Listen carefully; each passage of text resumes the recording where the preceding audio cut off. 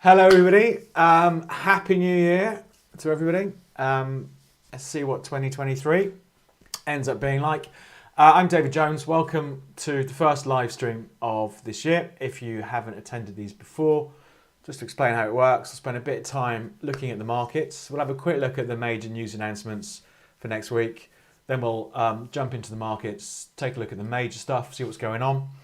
And then if you have any stuff you want looking at, if you put it in the chat, we'll take a look at those as well. For those of you who were on the trading course, and we did the live session last night, that gold trade has worked out okay. So I bought in at 18.31 last night. We had quite the bump today off the payrolls, so that's worked well. So we'll see how that goes. Anyway, let's get some housekeeping out of the way first. This presentation is only for educational purposes.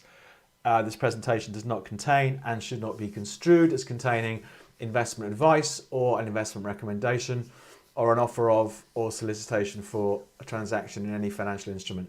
David Jones accepts no responsibility for any use that may be made of these comments and for any consequences that result. You should consider whether you understand how spread bets, CFDs, futures, foreign exchange work, and whether you can afford to take the high risk of losing your money. Trading is risky.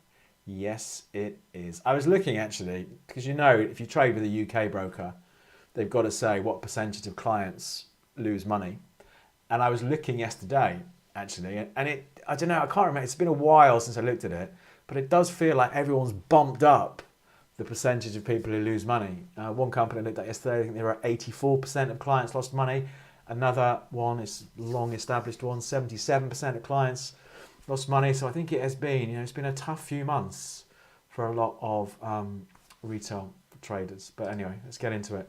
So let's take a look at the numbers for next week, or the stuff for next week. Obviously, we just had the payrolls come out, didn't we? I was so switched off from everything. I didn't actually know the payrolls were out today. They came out at 1:30. I think the market was expecting 201,000 jobs, and 223,000 ended up getting added. This was the move in the S&P. It's a big old move in the S&P. It's that 50-point move on the payrolls. Let's see though, we often get crazy moves on the payrolls. But anyway, looking ahead to next week, big week for inflation next week. Clearly still a big theme. I do wonder, I've been saying it for a while, I do think it does feel like we are past peak inflation. But let's see what these numbers look like next week. So Wednesday, got Chinese inflation data out on Wednesday. And then on Thursday, we've got the big one, US inflation data. So we'll see. We'll see how all of that works and what those numbers look like next week. So for me, that's the major stuff to watch next week. It does. I have traded quite a bit actually over Christmas and New Year compared to what I normally do. It does feel that markets, perhaps aren't quite back to normal yet, but I think next week we'll get back to normal volumes and everything else. So we'll see what it looks like. A quick word from our sponsors, which is still me. I run the trading course, medium-term trading course is part of it, and that's running trades over weeks and months, an approach I've used for many years. There's 11 video lessons in there.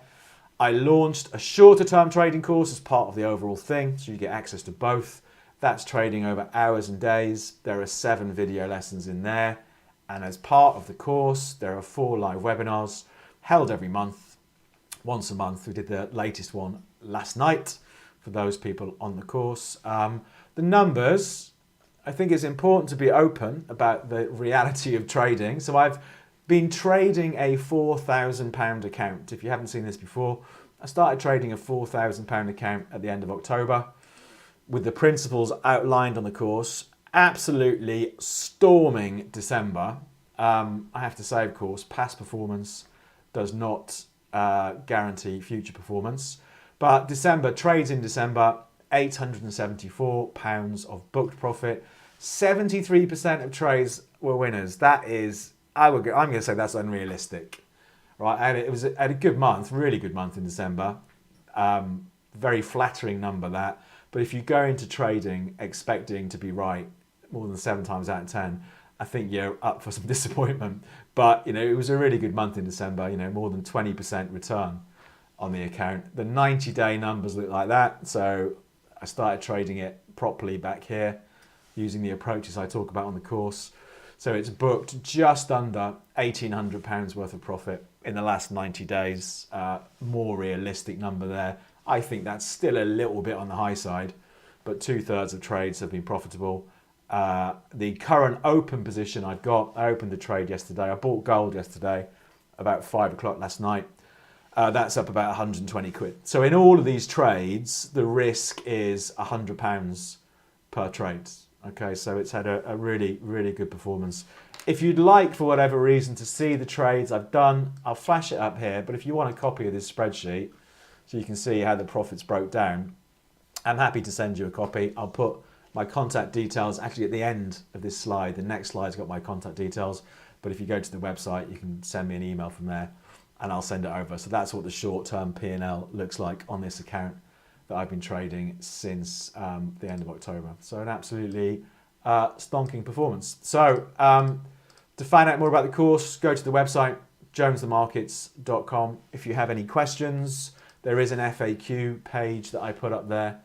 But you can always send me an email, dj@davidjonestrading.com. And that's it. Okay, that's the trading course. Right, let's get into it. Let's have a look. Let's start off with the S&P. I did a video after Christmas, just after Christmas. My biggest winning trade in December was on the S&P. And it was the 21st of December. I think I talked about the trade in the video after Christmas, so I won't go over it in too much detail. But I did the trade on the 21st. I went short into this big move that we had over an hour. And the next day, it just fell off a cliff. So it ended up being a really good trade. But the last couple of weeks for the S&P, on the hourlies, here we go, it's just all a bit scrappy, isn't it? And that's why I'm hoping that next week, perhaps we get back to more sensible markets. But let's take a look at the dailies on the S&P. Nothing has changed. You know, this trend is absolutely still down. That's the trend from 12 months ago now. So the peak for the S&P was Tuesday, the 4th of January, 2022. It's been in decline since then. Lower highs, lower lows, all that nonsense. Trend is still down. You can see just how tight trading has been over the last couple of weeks, this bit down here. So nothing too exciting really to say about that. You know, for me, it's just nothing, is it? It's stuck pretty much in the middle of the recent range from the last 3 months or so. Big resistance at 4,100. If it breaks 4,100, we're through that trend line. Perhaps things start to look a little bit interesting. For now, I'd still rather be a seller of strength on the S&P. Let's see how it works out, but pretty dull few weeks on the dailies. I'm going to delete that circle. I did this because I was writing. I've got to do a lecture next week on something. So some of my charts might have some funny circles on them. I need to redraw that line. That line's a bit cockeyed, actually. Let's redraw that on the NASDAQ. So that looks like that. Again, NASDAQ, pretty much the same as the S&P, isn't it? Trend is down. It's interesting where we are on the NASDAQ now, going into next week. You know, we are hovering around on the NASDAQ those lows from October. So the lows for the year, 10.4, over and out.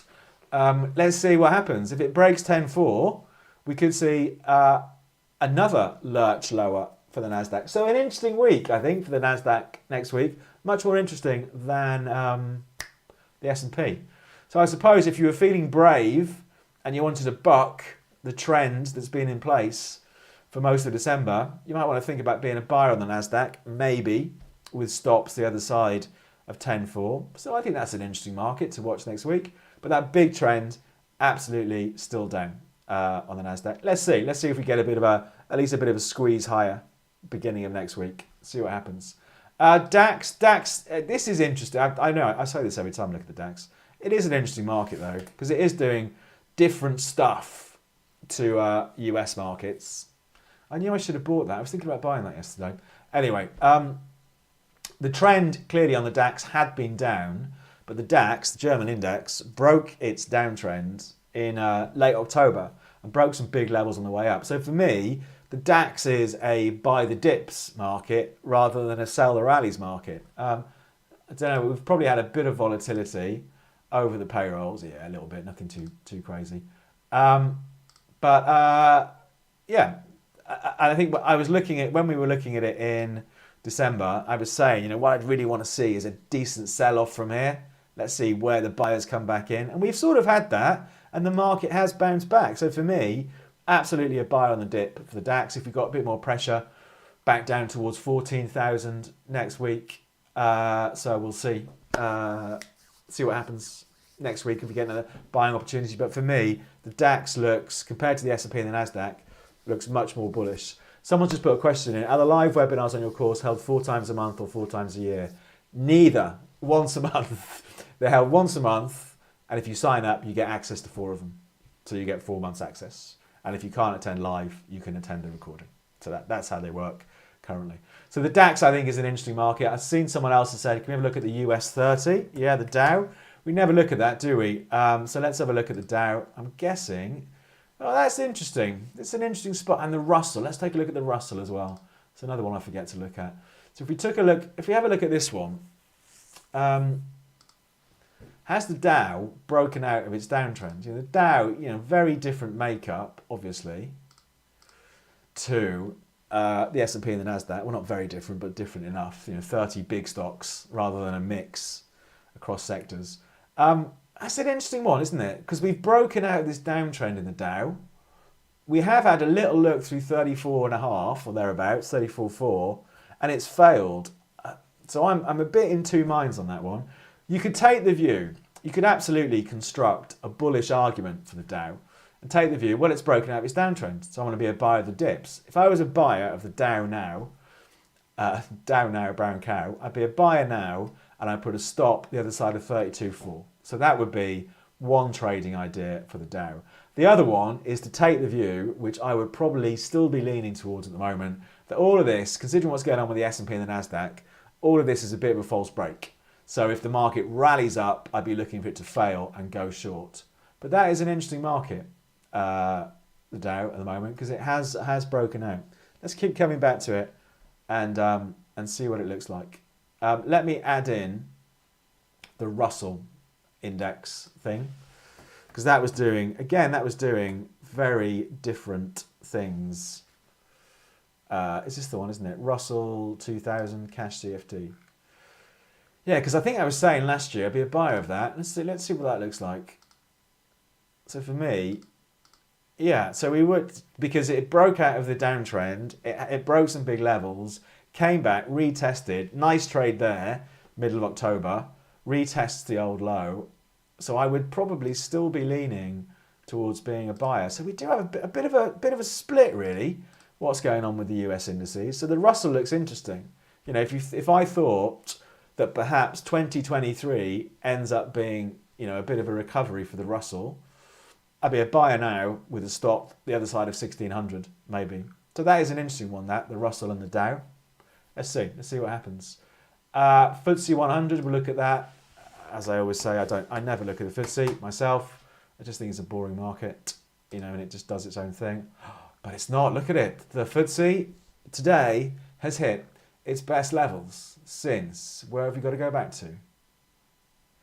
January 2020, 3-year high on the FTSE, almost. I would be tempted to go short on the FTSE because we know the FTSE does not like it up here very much. So actually, I'm going to take back what I said about the FTSE being a boring market. I think it's quite interesting up here. So that's an interesting market to watch next week. So I would absolutely be leaning towards a bit of failure here for the FTSE.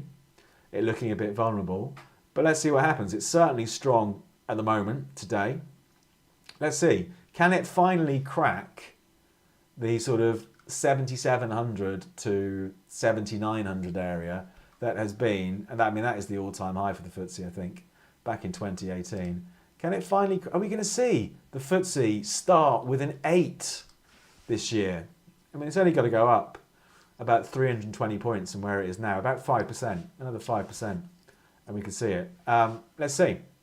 Let's see what happens. But big resistance up here on the FTSE. So interesting to see how it copes up at these levels. I saw someone said FTSE 250. Never look at the FTSE 250, but I agree with you. It's an interesting market, the 250, because it is a much more representative, you could say, of what? Of the UK economy than the FTSE 100 is. I'm just trying to find it though. I can't find it.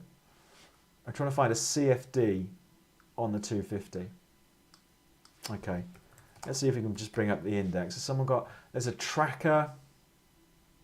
We'll have a look at it. If we can't find the index, we'll look at the tracker. Because it'll be the same sort of moves. Okay, let's do the Vanguard. Oh God, let's do that one. Okay, so it's a bit scrappy because it's an ETF. But let's take a look at it. Let's take a look at the FTSE 250. Let's pick up on the trend first of all.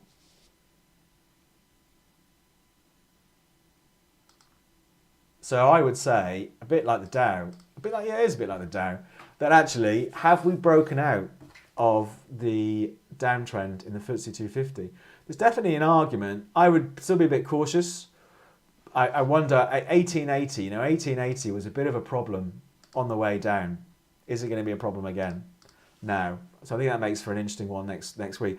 But that is, as you know, the fact that the S&P and the Nasdaq still look trapped within their downtrends, but the DAX, the Dow, FTSE 100 and the FTSE 250 look much more bullish. Are they perhaps leading a stock market revival this year?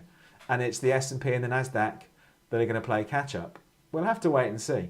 But we've definitely got quite some stark differences here between all these various indices. Let's keep coming back to it and see. And I'll see if by next week if I can find a proper FTSE 250 chart. And finally, on the indices front, the Japan 225, the Nikkei. Oh, I wasn't expecting that. That's got absolutely clobbered. I'd be a buyer. There you go. I'd be a buyer of the Nikkei. It's been stuck. It's been stuck in this sideways trend since March, and over the last few days, it's been knocked to the bottom of the range, isn't it? So if I had to do a trade there, I'd be a buyer with a stop somewhere on the other side of 25,500. So again, very different to all the other indices that we've looked at, the Nikkei, but we're at the bottom of the range. Let's see if we can get a bit of a recovery on. So some interesting stuff to watch there in those markets. For me, those ones that are maybe reversing their trends are interesting. I think this Nasdaq is particularly interesting. Is the Nasdaq going to crater to new multi-year lows? It'd be like if it went below 10.4, it'd be like a 2.5 year low on the Nasdaq if that happened next week. Let's see what happens. Okay, that's indices. Let's take a look at gold. Let's have a look at gold. Gold, like I said, I'm long gold at the moment. I bought gold yesterday as a short-term trade at 1831. I think I've said it before. We had this sell-off from this was the Russian invasion of Ukraine high in March of last year, and then after setting that high, it just spent pretty much almost the rest of the year in decline. We saw a solid base emerge in the autumn, broke the downtrend, then broke these big levels, and we've just been zigzagging our way higher. So for me, absolutely gold is a buy the dip market. As usual, it's just where would you put your stop? So for me, on the hourly charts, the trade I'm in, I've got an aggressive stop. I've moved the stop up to break even now anyway. But for me, short. If I really wanted to be a buyer today, I would put my stop. We've seen all this year in gold, all 4 trading days of this year, 1824 to 1828, hold the price up. If I take this chart out a bit, the latest bit of the trend we're in is look something like that. This is off the late November low. We've got support coming in ahead of 1800. So 1800 to 1825 has been a good short-term floor for gold. So again, for me, that's an interesting market to watch next week. If we do see it under a bit of pressure, a bit of a run high on the payrolls, it's come off a bit since then.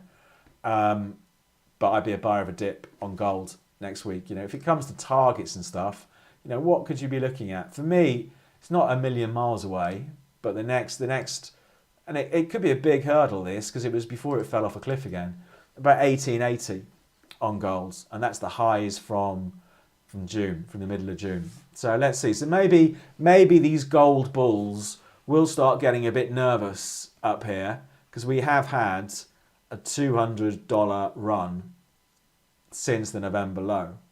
So maybe they'll start getting a bit nervous, but for me, a sell-off still looks like a buying opportunity. Let's see. Let's see what happens.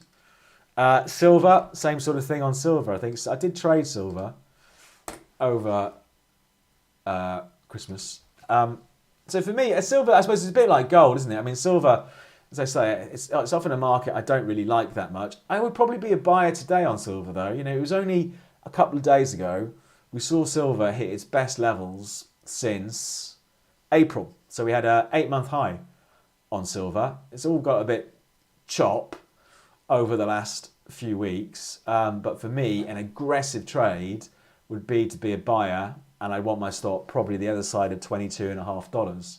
If we have a look on the hourly charts, there we go. Where's the run? So the run is from here in October on silver.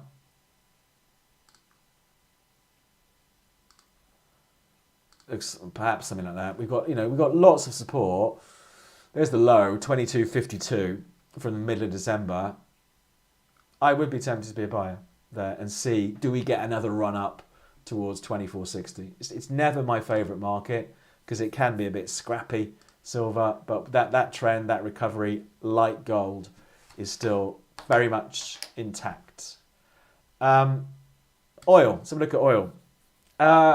So been some interesting moves in oil. I think it's a hard market to call oil at the moment because it did look a bit like that downtrend was over. So if I was looking at it here in October, and then during December, the market has gone on to move to a new low. So I think a bit of a tricky market. I would probably, if I was drawing a trend, my trend would look something like that on oil at the moment. That was a good opportunity. Harry hindsight trading going on. Beginning of January, run up to 80 and the market falls off again. So for me, I would probably still be leaning towards being a seller of oil into strength. That would be my approach. And I think there are some obvious places for stops. We've got the high right at the 1st of December and we've got a high at the beginning of Jan. So 81.5 to 83.30, let's call it, looks like a bit of an obstacle for the price of oil. So at the moment, it's at 74 and a bit. If we've got a 10% rally from here, it looks like a good short selling opportunity. That trend is still down. Perhaps if we do see the economic stuff, the numbers for this year, perhaps not as bad as perhaps some people were expecting, then we could see a recovery in oil, but it still looks to be quite a cautious, nervy market at the moment. So how low did it get? It got as low as about just sort of $70, give or take. 70.21 in December, which was the worst level, December 2021. So it's interesting, but still under pressure. So for me, I would be a seller of oil. Now, natural gas, this is always an interesting market, isn't it? Let's just get rid of that for a second, because I haven't traded natural gas for a while.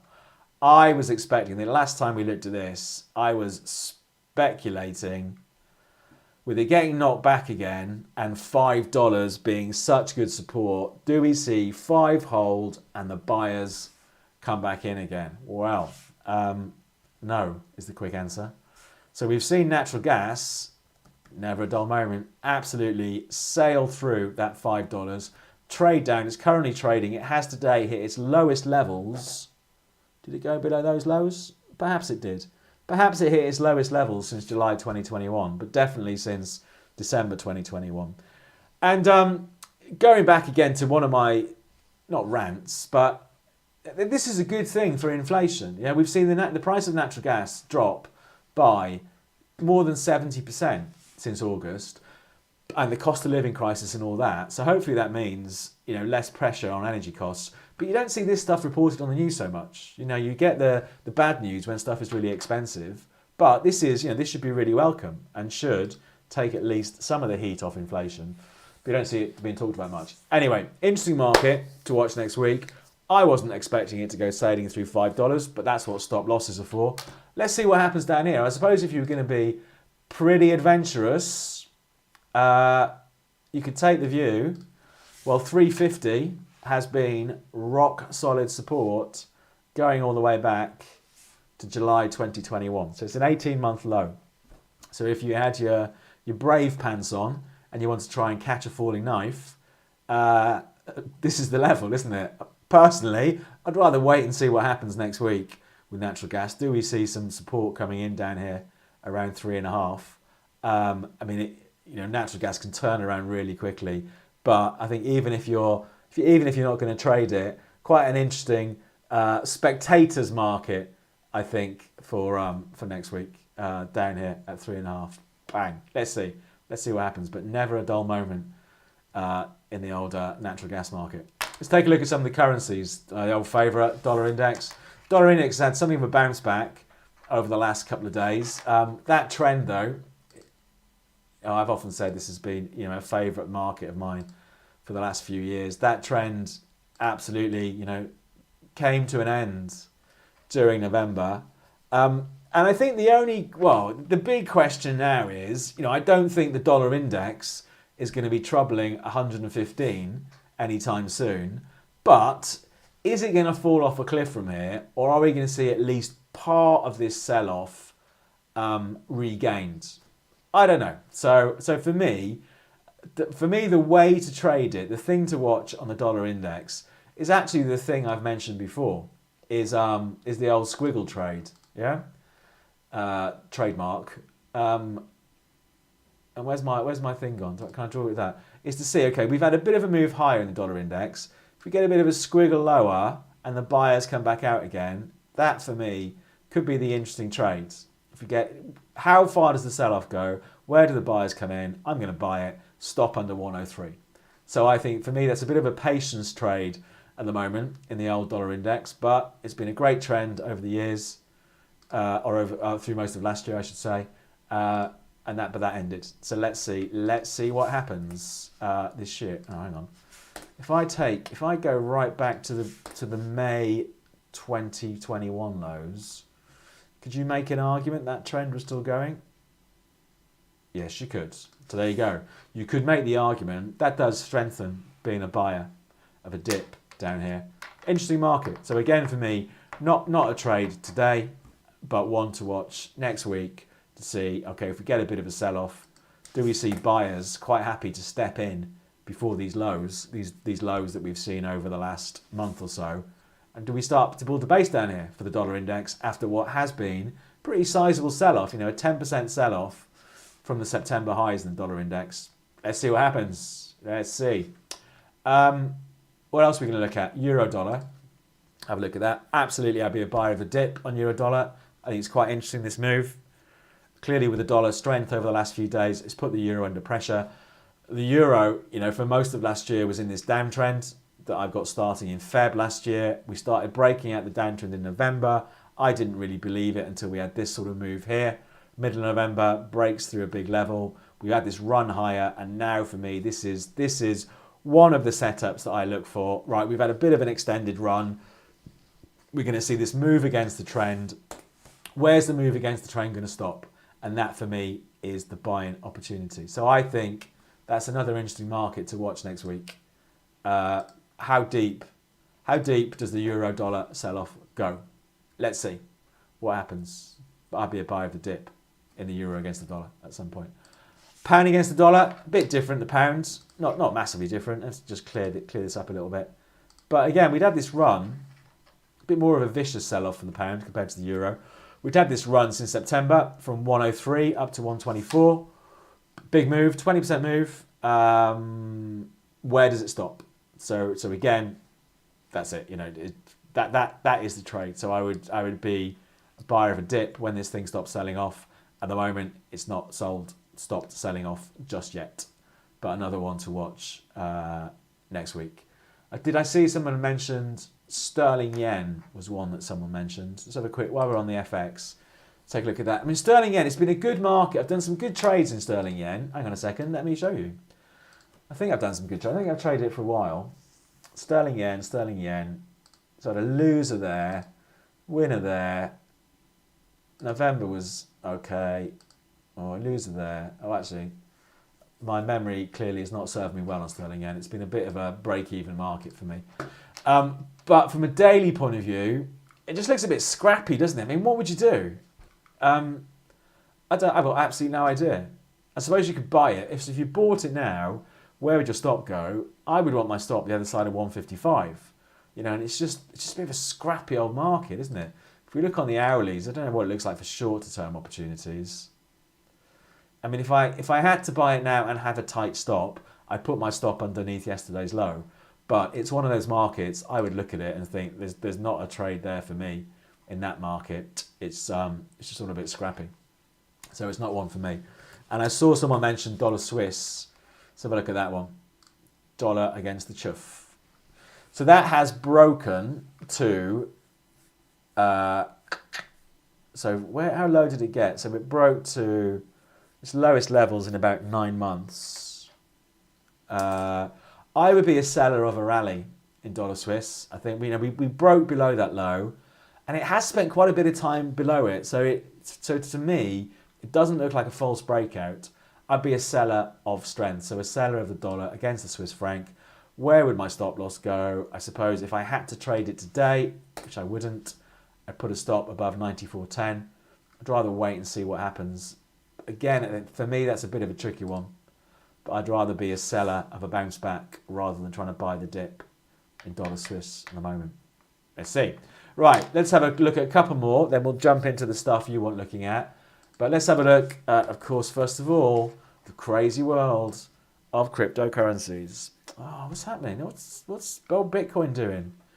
Bitcoin is on life support at the moment. It's done nothing.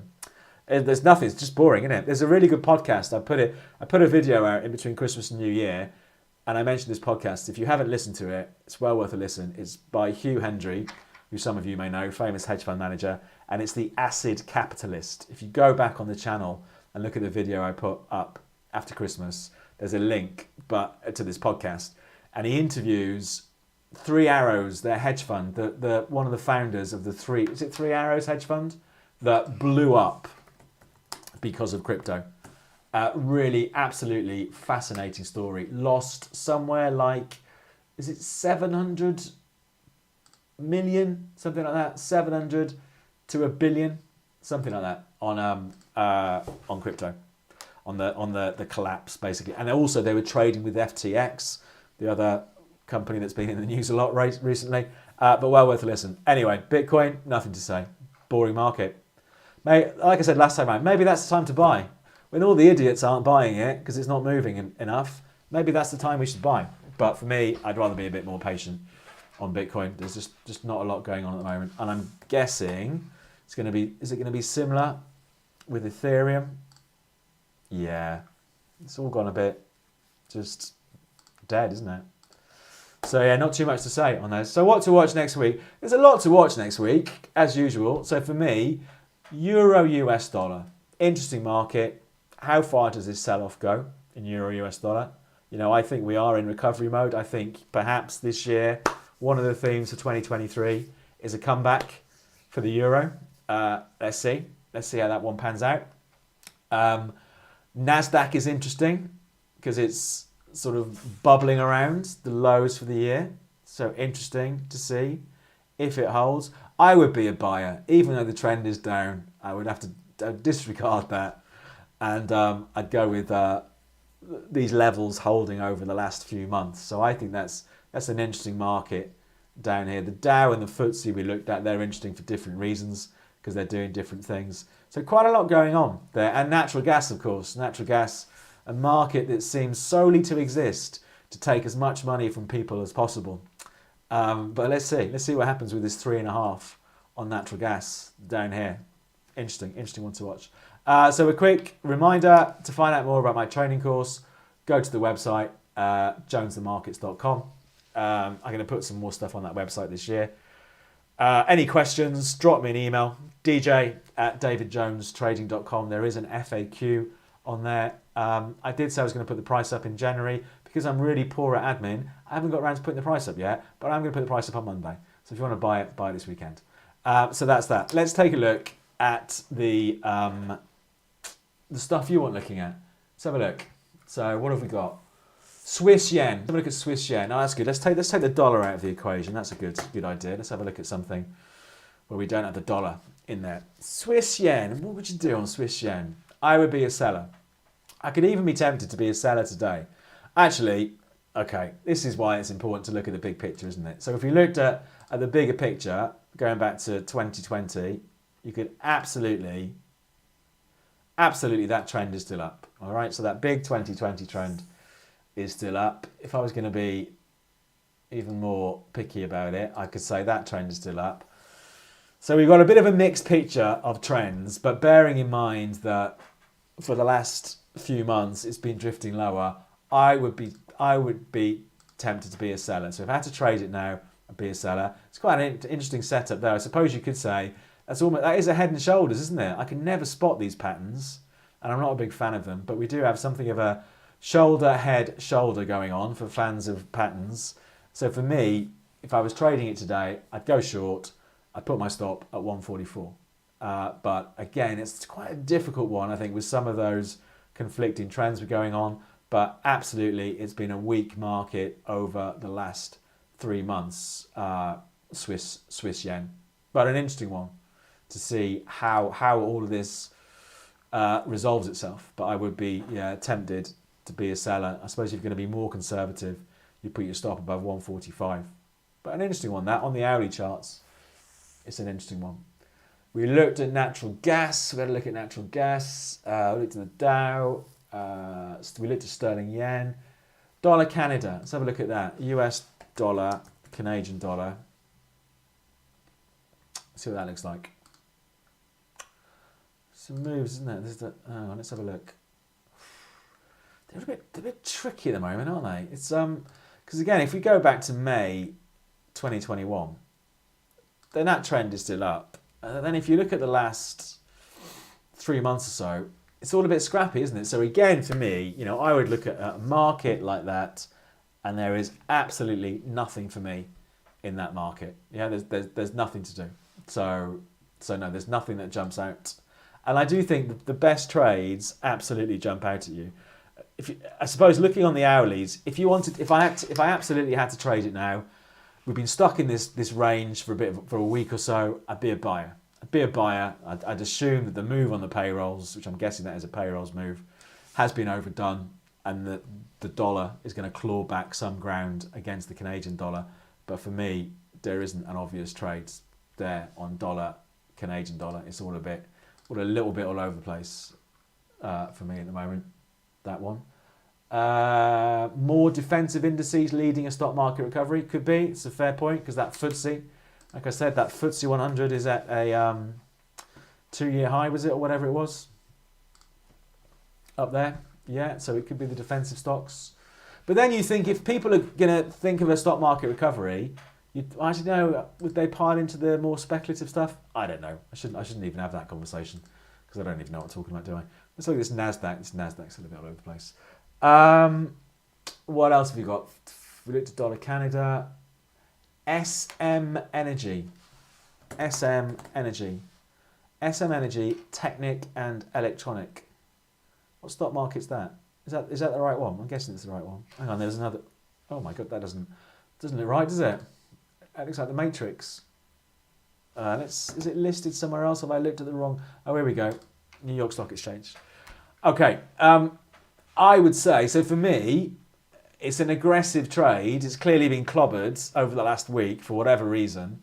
So end of the year, it was trading at $35, and here we are down at 30.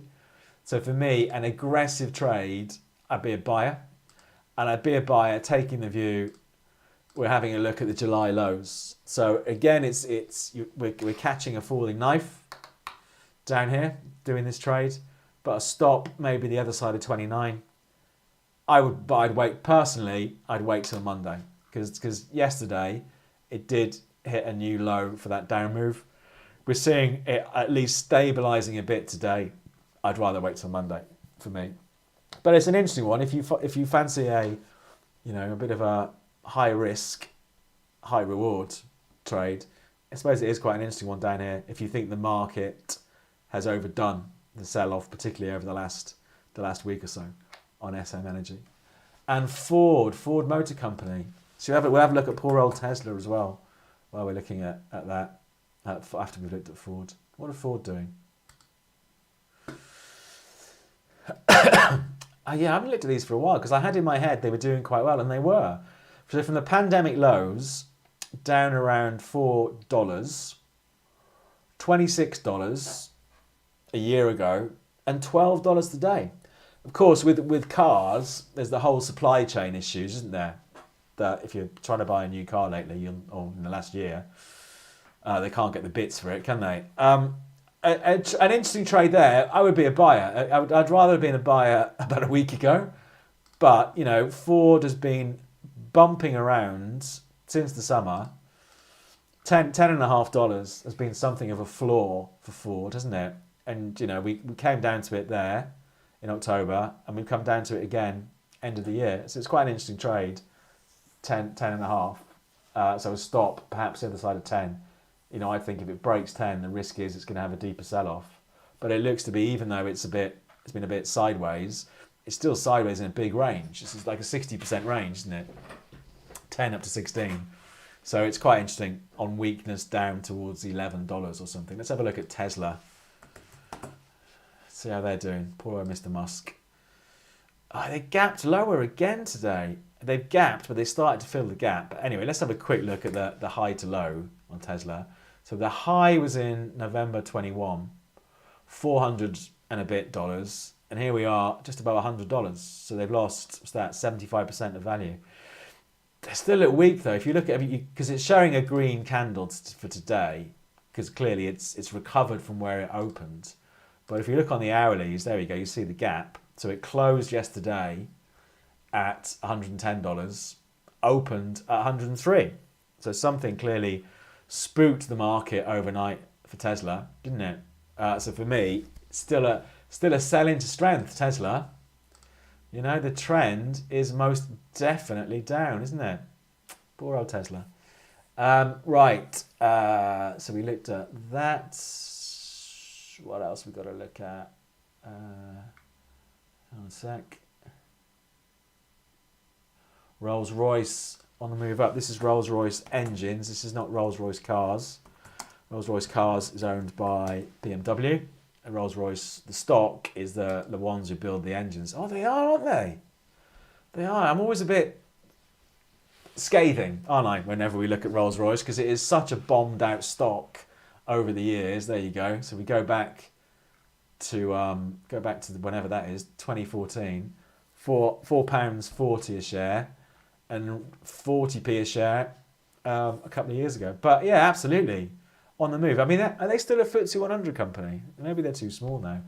Yeah, so for me, it has absolutely turned it around, isn't it? It had the downtrend, had the rally. If I was looking at it here, I would definitely have been going short Rolls-Royce at 92, which bang shows the importance of having stop losses. So interesting one. Personally, I still wouldn't trade this sort of stuff, but an interesting buy the dip one. So if you're in it, good luck with it. So there you go. SQM, Sociedad. I've no chance of pronouncing that, have I? I'm not even going to dare. We buy or sell it? Would you buy or sell it? I would still be tempted to be a buyer, I think. There's absolutely arguments for both, right? So there's arguments. So you could say, well, look, the big trend is up since March 2020, and this is just a sell-off in the big uptrend. But you could also say, well, look, the thing's dropped a bucket load since November. But for me, I would take the view we had good support at 79. It has spiked through it, but it's not exactly collapsed. So an aggressive trade for me, be a buyer at 79 with a stop the other side of 76. That's what I would do on that let's see what happens. Have a look at National Grid. Yeah, National Grid, another UK listed stock. Where is it? Why is it not coming up? Let's try the code. NG. I used to have these in my ISA. I don't think I've got them anymore though. Oh, come on. Where is it? National Grid. Okay, National Grid, LSE. That must be the one. Yeah, they were a good dividend payer. I'm sure they still are a good dividend payer. It's interesting. For me, that's a difficult one. So I was in it for the easier bit here, boom, boom, boom, boom, boom, and then got out when it sold off and haven't looked at it since. I mean, that's got absolutely clobbered, didn't it? It went from 1180 down to there. I suppose I would be a buyer, but as ever, the tricky bit is where does your stop go? If you were going to take the view that they're breaking out, we've got a bit of a short-term breakout, then I would be a buyer at £10.44, where it's trading now, and put a stop the other side of 980. But it's not the prettiest looking chart in the world, is it? So for me, that's what I would do. I'd be a buyer with a stop at 980 or something like that, 970. Canadian jobs data was way above expectations. Thanks to that, Richard. Always ready to point out all the stuff I miss. That's why we saw the dollar sell off. So the Canadian jobs beat the US jobs, I'm guessing. Thanks very much for that. Apple. Look at Apple. Apple. I've never looked at these for ages. Got no idea what this is going to look like. Oof. Okay. So Apple were trading at 180 a year ago, and they're 126 now. What would you do with Apple? I don't know. What would you do? Because I always lean to be a buyer because the trend has been so strong. But there's not really a trend going on, is there? You know, arguably the trend is down over the last year for Apple, but I wouldn't want to sell them here. I'd rather wait to see, do we get a rally back into all this congestion around about 150 for Apple? So for me, it would be a bit of a sit on the hands type trade for me in Apple. If I was a buyer now, I would put my stop the other side of 120. If I was going to do a bit of bottom fishing, that's what I'd do for the trade on Apple. But for me, it's a bit of a wait and see. It's quite messy, isn't it? A messy old chart for that Apple. What are your thoughts on BioNTech? BioNTech SE, NASDAQ. I'm guessing that's the one. Take a look at that. Wow, that's been a bit of a ride, isn't it? So it ran all the way. I wonder if they involved in, and I was going to say COVID vaccine, but it looks a bit too late for that, doesn't it? August 21. So $460, August 21, 120. For me, so that for me is the relevant bit of the chart, yeah, at the moment for me on this one. So I would say, what would I say?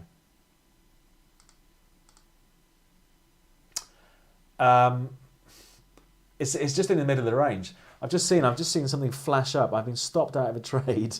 I didn't even know I was in. Hang on a second. I'm sure I wasn't in that trade. I'm normally very professional and know exactly what trades I've got going on. No, it's an old delayed message that's been sent through. Weird. Okay. So for me, there's nothing to do on BioNTech because it's halfway through the range, isn't it? You know, we've got the top of the range at 190, we've got the bottom at 117, and it's pretty much slap bang in the middle, isn't it? So for me, it's a bit of a nothing one, to be honest. There's nothing for me there in that one. Gold is jumping on the hourly. Good. I'm glad to hear that. Oh, it is, isn't it? Excellent. That means my little gold trade's doing well. Perfect. Love that. Tesla lowered their price 13.5% in China last night. That's a sell-off. Thanks very much for that, Phil. Yeah, they're doing it. It is interesting. I'm quite interested in what happens in the whole electric car space, and clearly there's so much more competition now. Tesla have had it their own way for so many years, and they did a great job, I think, of establishing it as not quite mainstream. Obviously, they're not mainstream electric cars, but widening up the appeal. And now there are so many new entrants coming in to this electric car space, particularly the MG, which is a Chinese company, obviously, but it's whether or not how you feel about buying a Chinese car. They've got like some electric car for 28 grand that's got 300-mile range, 28,000 sterling. you know, which starts to make look the Tesla products and a lot of other products look very expensive. So let's see. CF Holdings. CF Holdings. CF. Is that CF Industry Holdings? Should we go with that one? Is it New York or you? Oh, that's interesting, isn't it? Let's flip it over to a daily. Let's flip it over to a daily chart. See what it looks like. Again, there's a lot of charts like this today, isn't there? Where they're getting absolutely clobbered, but they're getting knocked back to big levels. So for me, I'd be a buyer. If I had to do anything, I'd be a buyer. On taking the view that 79 to 80 has been a good level of support. We've had a decent bounce the last couple of days. I'd probably rather be patient and see, do we get the old wiggle trade, comes back and does that. That's what I'd probably rather do. But it is an interesting one. Oniok Inc. I go short, I think. I'd take the view on this one that we had this uptrend, and I take the view, all right, that uptrend's ended. You could also take the view, well, you did have a downtrend off these highs, and has that ended? But I would take the view that actually it's still having a bit of a problem with 66 to 68. I'd go short with a stop at 70. There we go. And arguably, if it gets to 70, I'd buy it, because maybe we get a run back up to the highs. But so it's a bit, for me, it's a little bit scrappy again. But I'd sort of take the view, okay, maybe it's going to struggle up here again. Let's see what happens. BioNTech were involved in COVID vaccines and recently had breakthroughs in cancer treatment. Thanks very much for that. Can we have a look at Verizon? Yeah, so Verizon, what is it? Is it comms, isn't it? Yeah, there you go, Verizon Communications. That's interesting. I would go short though. I would wait for it to run out of steam and go short. It's a sort of move that sucks in so many people. And of course I could be wrong. And the thing could be on its way back to like $65 a share, couldn't it? But for me, I would take the view that if we go back to December 2020 and we plonk, the trend is down, and all right, the thing absolutely fell off a cliff from July, fell from 50 to 35, and oversold and blah, blah, blah. I would, on the first day it stopped making new highs, I'd go short. Because I bet there's a lot of like scared money in here as well. It's quite, I did it, one of the webinars that I do as part of the trading course, and we did last night, was on psychology. And the psychology here, I think, this could be an interesting example of this, where there'll be people who bought Verizon, let's say at 50, right? And they've seen the thing go down to 35. And because people don't manage risk, they just sat there and shoved their head in the sand. I thought, oh, damn, my Verizon investment's going down the toilet. And then over the last couple of weeks, they'll have seen the thing coming back. Think, oh, this is fantastic. I'm gonna get back to being break even. I reckon that when this little rocket ride for Verizon stops, there'll be a lot of people who will panic and say, quick, let's get out now. So let's see. Look at that, I've just written like a whole story about what the Verizon stock will do. Let's come back to it in a week's time and see how wrong I am on that. So for me, I would wait for it to have a bit of a pause, then go short on the basis that this is a bit of a, I don't know, is it a short squeeze, an oversold bounce, wherever you want to call it. But I would reckon it's quite vulnerable to a bit of a sharp turnaround when the momentum stops. Let's see, let's come back to it. So for me, nothing at the moment, but wait to see if I'd be a seller. Can we have a look at General Mills? So General Mills, is that sort of flour and all that stuff? General Mills Inc. Let's have a look. Oh, we're going to end on the nicest chart we've seen today. It's a really nice way to end. So for me, I would say big trend is up, and the big trend has accelerated away on General Mills to look something like that. And it's only a couple of weeks ago that General Mills was trading at its highest price perhaps ever, but definitely in the last, it is going to be ever, isn't it? It's the last 16 and a half years. So I would have been a buyer if I actually was watching it back here somewhere at 84. So for me, the target would be a run maybe to $100 from here. Clearly nothing on this live stream is advice. So don't just buy blindly because what someone says on YouTube. But the trend is absolutely up. It's an absolute dream stock, isn't it? If you're in a move like that and it's just going up, it's a good one. So for me, yeah, I'd be looking for it to move back up, back to these highs. Maybe we get a breakout of the highs and maybe we start a move to $100. So I'd only start to get a bit nervy about that view. I suppose if we start dipping, if I wanted to be conservative, a stop the other side of 80, perhaps a more aggressive stop the other side of 82. But no, great trend that. You don't see many stock charts that look like that these days, do you?